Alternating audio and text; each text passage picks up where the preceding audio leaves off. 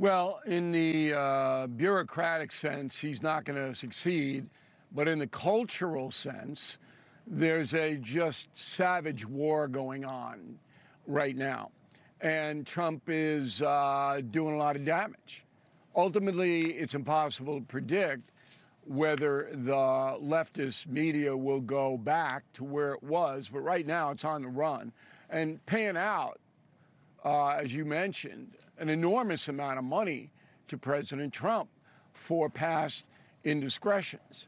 There's an article in the Wall Street Journal today about Kimmel. And I said this last week on NewsNation, that this Kimmel suspension and then reinsertment into the ABC lineup wasn't what the press was reporting. It had nothing to do with freedom of speech at all. And the Journal today lays out what I said last week, is that the talent agencies in Los Angeles, all left-wing, 100%, threatened Disney and Bob Iger and said, if you don't put Kimmel back on the air, a lot of our clients not going to do business with you. That means you're not going to get actors and producers and writers and directors. Take it to another studio. Iger surrendered on the spot. And then Kimmel went back. Now, think about that. Think about the power that the left in Hollywood has to bring a company like Disney to its knees. Not that Disney was that resistant. So does that mean Trump's succeeding or not? It's a world company, too. You say it's doing all this damage. Well, is it worth the damage to the country? You have to understand, when you say succeeding, at some level he is, but these people are so powerful. These people, movie studios, television studios, they're so powerful that I think they're treading water now. They don't want to go up against Trump. Trump can hurt them, all right, directly hurt them. But once he's gone in 3 years, they'll reassert themselves, and I think that's what's happening. Okay. You said that he's doing a lot of damage. Is the country better off for this fight happening, or would it be better off if we had a president fighting and spending 100% of his time on the issues you've talked about on this program as ultimately real risks to Trump? The economy, and you've talked about how Russia is a huge risk for Trump, and so far he has not found success in that either. Well, that's true, but you can do both at the same time.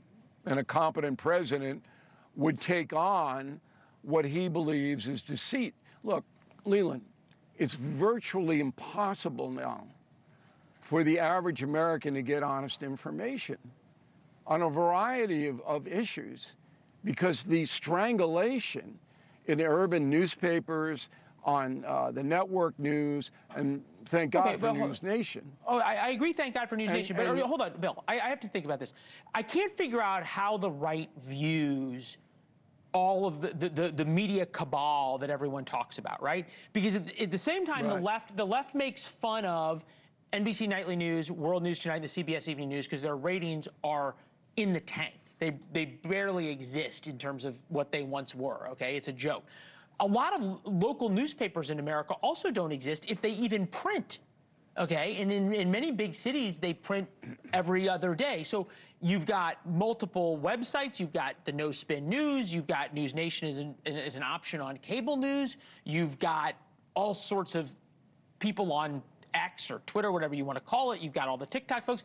It wasn't like it was 30 years ago. How long can the right keep blaming everything on the left media cabal and at the same time say they're failing? Well, as long as it's pervasively left, which it is, they can keep blaming it forever. And you didn't mention Fox News. And Fox News succeeded to a tremendous extent because it entered into a media world that didn't have. Right, 50% of the people didn't have somebody talking to them.